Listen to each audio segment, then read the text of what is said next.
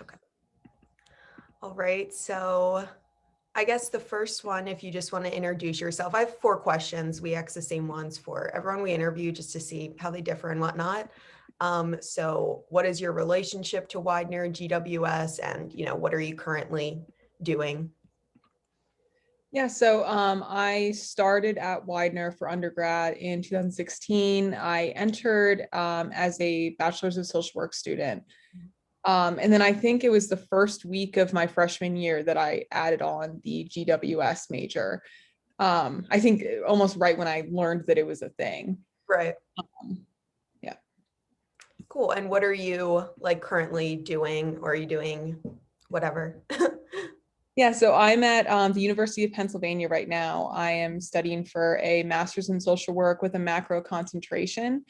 And then, so it's an advanced staying degree. So I actually finish in May. And then 2 weeks later, I'm going to law school. Oh, wow.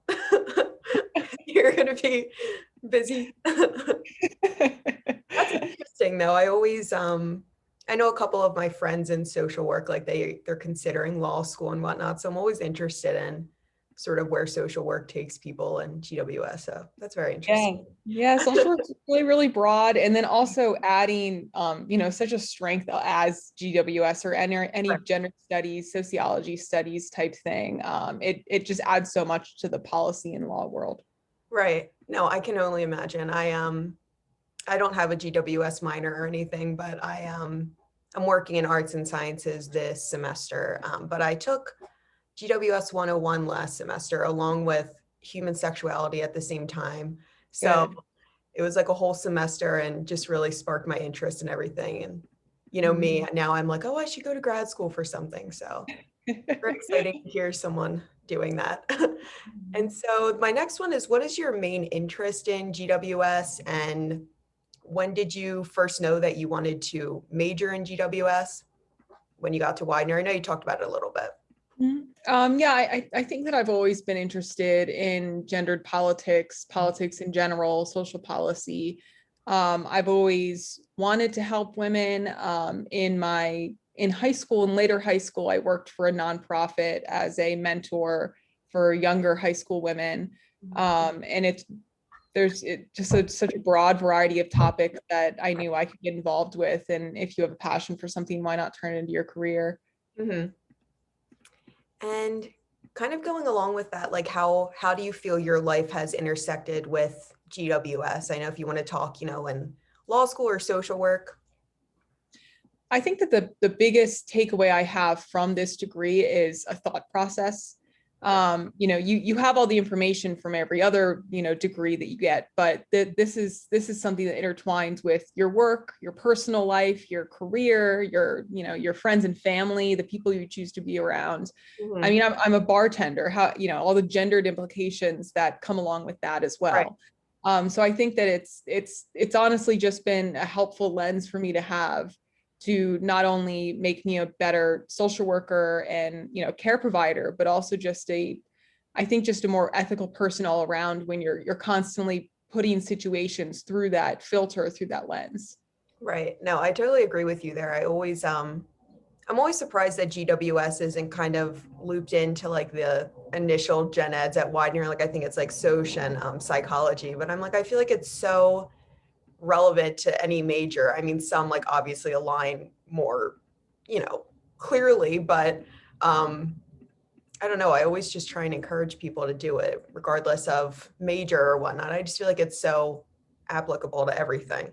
It's not like I you're think not going to be able to connect it to your life, because it's kind of linked to everyone's life. Yeah. I mean, it's personal enrichment, and Right. it's not only for women but also men. I mean, gender studies is all genders, and Right. having that included in general education and also just personal enrichment, men have to learn that there's things that tie them to hegemonic masculinity, and how their life is being negatively and positively impacted by the gender that they identify as. And what you're talking about with it being less or more applicable to certain degree programs, the ones that we think classically it wouldn't apply to, you know, such as STEM majors, it truly does, because as you can see, there's so many issues with, you know, women trying to get into STEM, and then like the boys clubs of like business degrees and law degrees. Right. And just having a little bit of, you know, foresight and insight on that would, I think, be invaluable. Mm-hmm. No, that's really interesting. I'm glad you said that. um, so here's the next one, and some people go more in depth, some people, I think it'll make more sense when I ask it, but tell me a story when gender and sexuality became clear to you. Do you mean as like a study topic, or do you mind just expanding on that a little bit? Yeah, or I kind of as a study topic, but even just in like your own life, like when you first kind of saw, I guess, things that you were learning in GWS kind of applying to your own life. Mhm. Yeah, I think that I was probably in early high school, you know, just getting more exposed to, you know, how media was impacting me, how women are spoken about, the opportunities for women as I started looking at colleges. And also just knowing that I always wanted to be a social worker, and knowing that that is a female dominated profession, and like why, and, you know, who am I going to be helping? I think that I honestly just started reading more, and understanding that gender is so impactful in every single thing that I'm doing. You know, it's every facial expression that I make, and it's every item of clothing that I wear. Mhm. So, you know, going into the fields that I knew I was going into, I knew that I had to do a deeper dive if I was going to be efficient in any way. And also just again for myself, for personal enrichment, I wanted to make sure that I could be, you know, a better friend and a better partner and a better, you know, child to my family Mhm. if I understood the, you know, the complex nature of what, you know, my peers were going through. And Right. that, you know, that goes for women and men. You know, I I think that when I was a little younger, I definitely fit into that whole like pick me girl thing where I Mhm. was, you know, I was always a tomboy, and I wanted to hang out with boys because they were less dramatic. But Right. honestly, if you just understand that men and women portray themselves differently, and feel emotions differently because that's what they were trained to do, anyone can be a decent person if you're, you know, filtering in a certain way, or if you're, you know, helping your friend with a specific problem and using, you know, communication techniques that will apply to them. Right. So I think again, it's, you know, coming full circle again, I think it's just something that will always be present every single day of my life. So why not again do a very deep dive into it and fully understand what's going on? Exactly. I agree with you on everything there. Um, I think I like what you're talking about with how it affects men and women. Obviously, I think it's always interesting. Like in our GWS class, like it was mainly girls, and then we had a couple guys in our class, and I just always think it's like an interesting dynamic to see how just like the students in the class kind of interact with each other on different topics. So Yeah. it's I always remember that 101 class. it's it's very, and I mean, and Dr. Casado is so great with like, I don't know, she's just great. So nothing was ever awkward, but it could be like a whole social experiment, just seeing how people respond to questions. And I don't know, it was Yep. always so interesting to me. Yep. No, And definitely. I remember that class clearly. And I think that that's also another reason why I think it should be required. I remember it being majority women, and then, you know, a couple of men. And I remember them being, you know, kind of like whatever in the beginning, you know, not really participating. But then when we do get to the sections on masculinity and how, you know, the gender binary is truly being unfair to them as well, they were kind of like, oh, like, oh, this does apply to me. This isn't just like a bunch of women complaining, you know? yeah, I think I think, the name of gender and women's studies, I think it kind of just scares people off. They're like, oh, it's just going to be whatever, girls talking about whatever, and the guys in our class were great. They were all very, I don't want to say like apologetic at times, but I think certain conversations they realize like, oh, I didn't even realize that you guys had to go with that on a daily basis. So it's always very Yep. interesting. Yep. Then my last one is, why do you think people should take classes in GWS?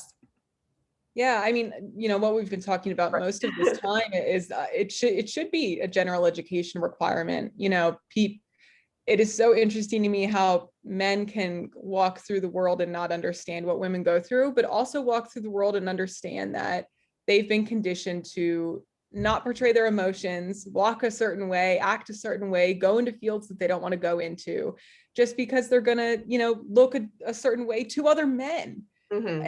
And I think that it could just free people a little bit more.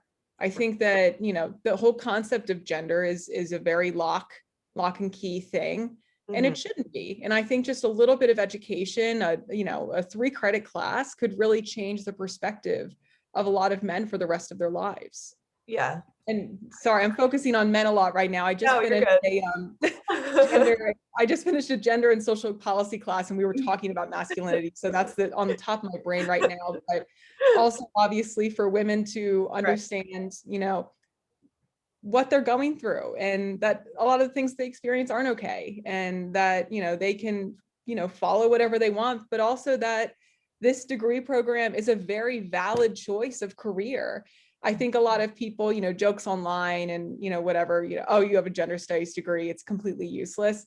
I'm going to go be an attorney with a focus in gender and housing justice. You know what I mean? You can truly do anything. If it's like tacking on a sports management section to your business degree. It's just another strength. And, I don't want to talk about it just as, a tack on, because you can have a very meaningful career with just the gender studies degree. You can, be a researcher, be a professor, be a journalist. It's just another research topic, and there's researchers researching anything. Right. No, I totally agree with you there. I can't remember what I was going to say, but I feel like a conversation that comes up a lot, I just know recently, like at Widener, they're like pushing more like diversity initiatives and things, which are great. But I think the overarching question is always like, how do we have these conversations in the classroom and outside of the classroom? And I think it's so important, like you were saying, with it being a gen ed thing, it's just you have the conversations and you kind of open it up to people, because I think a lot of people can go through their undergrad if, they don't feel like they need to touch anything within GWS, not really having those conversations just because it doesn't apply to them. And I feel like they're so important, like how social and psychology are so important. So yeah, absolutely. And you're going to run into this whole people are having these required conversations thing in your professional career as well. Like in my field placements right now, I feel like as the intern, I'm the one who has to take the lead on including DEI. And it shouldn't be that. It should be intertwined completely, like you're saying about this possibly being a gen ed. And, there's a lot of, with these bigger institutions, it's a lot of like boxes to be checked. yeah. Like, let's avoid this lawsuit by doing this, you know what I mean? So how about instead of having all the frats do a dumb online assessment on, sexual harassment, just have them take the class. It'll go towards their degree. They don't have to take an art class that they don't want to take, you know what I mean? Right. And it's benefiting everyone. It's legitimate, enrichment and education. Mm-hmm. No, definitely. I agree with that. But I think that's our last question. I really enjoyed this conversation. I think it was amazing. I'm just super interested in this stuff as well. So it's always fun for me to kind of talk with people back and forth about it. But yeah, that's going to end it off. Thank you so much. And I will try and email you when everything goes up on YouTube and whatnot, so you can see it and share it, whatever you want to do.